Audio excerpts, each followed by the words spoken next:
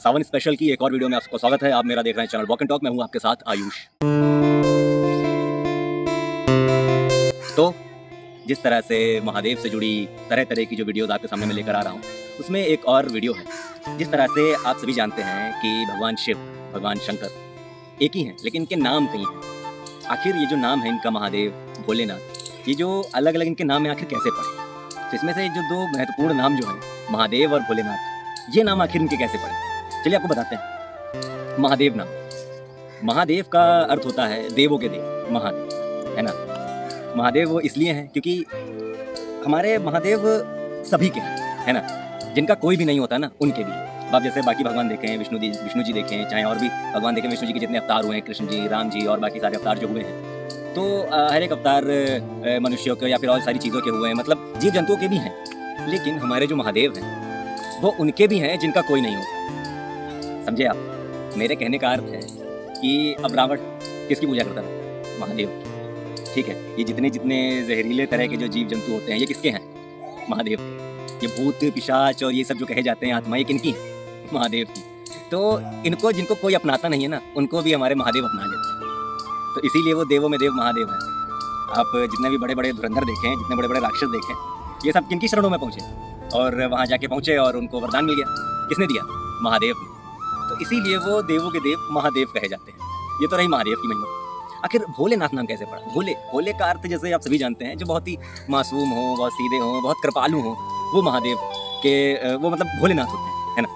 तो भोलेनाथ का अर्थ क्या है? भोलेनाथ का अर्थ होता है जो बहुत ही कृपालु। अब आप खुद देखिए, जितने बड़े बड़े हमारे शास्त्रों में राक्षसों का वर्णन किया गया है, भूत प्रेतों दानवों का वर्णन किया गया है, ये किनकी तपस्या करते थे? महादेव की करते थे। और भोलेनाथ तो इतने भोले थे कि वो तुरंत प्रकट हो जाते थे। थोड़ी सी आप तपस्या कर लीजिए उनकी, तुरंत प्रकट हो जाते थे, तुरंत हाँ तथास्तु। मतलब वो वरदान तो ऐसे देते थे जैसे मिठाइयाँ हो, बांटते थे वो। इसीलिए वो भोलेनाथ थे। आप ये समझ लीजिए, आप बाकी भगवानों पे आप पास जाइए, उनकी तपस्या करना शुरू करिए। साल, 2 साल, 10 साल, 100 साल, 1000 साल, सैकड़ों साल करते जाइए, फिर भी कोई गारंटी नहीं है कि वो आएंगे। समझ रहे हैं? ये ब्रह्मा विष्णु जी की बता रहा हूँ। लेकिन भोलेनाथ, वो कोई पहुँचता था, थोड़ी देर बैठा, ओम नमः शिवाय, ओम नमः शिवाय, ओम नमः शिवाय करना शुरू हुआ और भोलेनाथ हमारे प्रकट हो गए और लगे वरदान देने, क्या चाहिए मांगो मांगो मांगो। तो बस वो वैसे ही दे देते थे। इसी भोलेनाथ से जुड़ी एक कहानी है जो मैं आपको सुना चाहता हूँ, शॉर्ट में सुनाता हूँ। क्या होता है, एक चोर होता है, वो किसी मतलब एक गांव में जाता है। वो चोरी करना उसका पेशा ही होता है। वो चोरी करके अपना भरण पोषण कर रहा होता है। तो क्या होता है, वो उसको पूरे गांव में कहीं कुछ मिलता है नहीं चोरी करने को। सोचता है चलो एक मंदिर जाते हैं। वो मंदिर उसको दिखता है, चलो इस मंदिर में कुछ न कुछ सोने वोने ये सब तो मिल ही जाएगा, चलो इसी से गुजारा कर लेंगे, थोड़े दिन गुजारा चलेगा।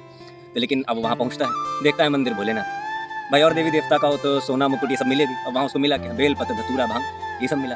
अब वो बड़ा परेशान करेंगे। तो भाई उसने वहाँ पे शिवलिंग देखा, ठीक है, और उसके ऊपर टंगा घंटा देखा। तो सोचा कुछ नहीं तो ये पीतल का घंटा ही अब उसकी 2-4 दिनों की रोटी का बंदोबस्त करेगा।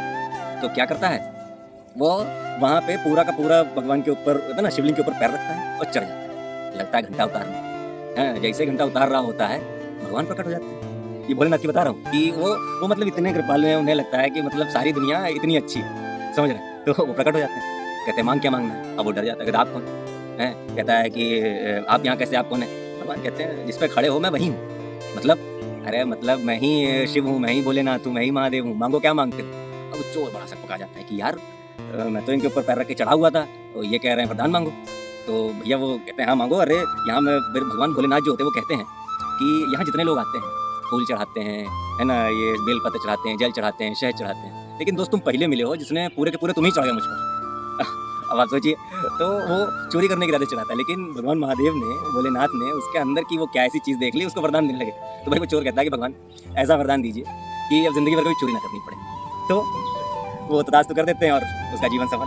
तो ये भोलेनाथ की महिमा बता रहा हूँ कि आखिर भोलेनाथ हमारे भोलेनाथ क्यों है, समझ रहे हैं। तो महादेव और भोलेनाथ की ये थी महिमा जो मैंने आपके सामने लेके आया। बहुत से लोगों को पता भी होगी, लेकिन बहुत से लोग जिनको जानकारी नहीं है उनके लिए वीडियो है। तो ज़्यादा से ज़्यादा मेरे वीडियो इसको लाइक करिएगा, शेयर करिएगा, कमेंट करिएगा और ज़्यादा से ज़्यादा इस चैनल को सब्सक्राइब करिएगा और लोगों तक भी इसको शेयर करिएगा, ताकि उनको ऐसे ही हमारे शास्त्रों से जुड़ी हुई, ऐसे भगवान से जुड़ी हुई, ऐसे महादेव से जुड़ी हुई चीज़ें और पता लगती रहे। मैं आपके लिए ऐसे नई नई वीडियोज़ लेके आता रहूँगा। बहुत बहुत धन्यवाद।